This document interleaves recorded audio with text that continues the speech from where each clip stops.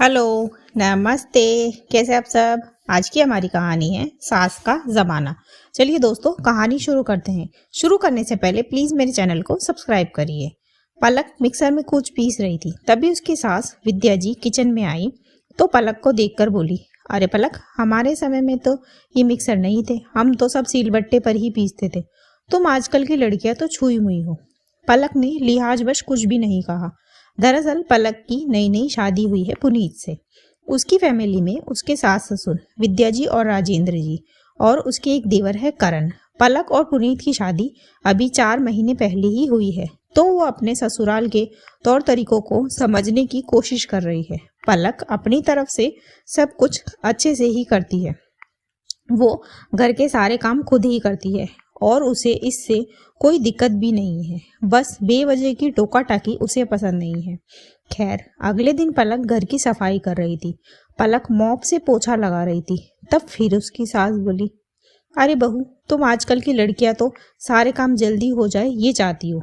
बैठकर हाथ से पोछा लगाया करो, शरीर भी फिट रहता है और घर भी साफ सुथरा रहता है। पलक ने कुछ भी नहीं कहा, पर उसे बुरा बहुत लगा।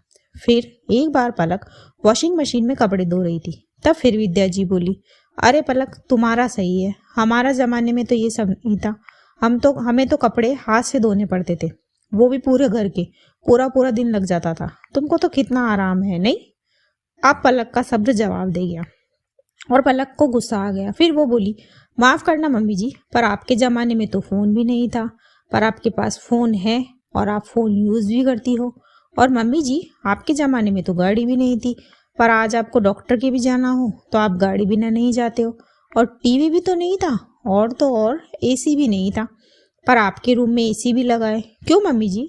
फिर विद्या जी बोली, अरे बहू, अपनी मम्मी को भी ऐसे ही जवाब देती हो तुम। क्या तुम्हारी मम्मी ने कभी तुमको नहीं डांटा?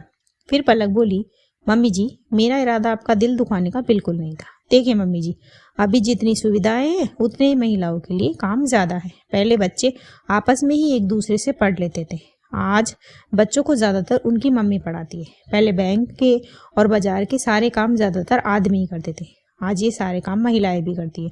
और तो और आज तो महिलाओं को घर से बाहर जाकर कमाना भी पड़ता है और घर और बच्चे भी संभालने पड़ते हैं।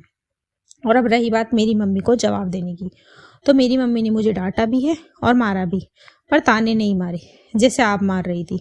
वैसे तो मम्मी जी, आपके घर में मिक्सर, मॉप और वॉशिंग मशीन पहले से ही है।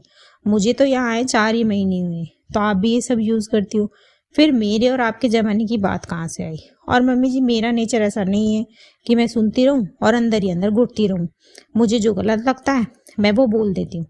अब आप अगर अपने अनुभवों से मुझे कुछ सिखाना चाहती है तो सिखाइए, और अगर मैं कुछ गलत करूं तो बेशक मुझे डांटिए, मुझे बुरा नहीं लगेगा, पर बेवजह की रोक टोक मुझे पसंद नहीं है। बोलकर पलक अपने रूम में चली गई और विद्या जी सोचने लगी कि वाकई जमाना उनका नहीं है, क्योंकि उनके जमाने में तो सास को जवाब भी नहीं दिया जाता था। पर इससे विद्या जी को ये समझ में आ गया कि पलक चुपचाप सुनने वालों में से तो नहीं है। दोस्तों, किसी को भी बेवजह परेशान नहीं करना चाहिए। इसी मैसेज के साथ कहानी खत्म होती है। कहानी आपको कैसी लगी मुझे कमेंट बॉक्स में ज़रूर बताएं। ऐसी ही और कहानियाँ सुनने के लिए मेरे चैनल KNY के हिंदी कहानियाँ को सब्सक्राइब ज़रूर करें। थैंक यू सो मच दोस्तों। Thanks for watching.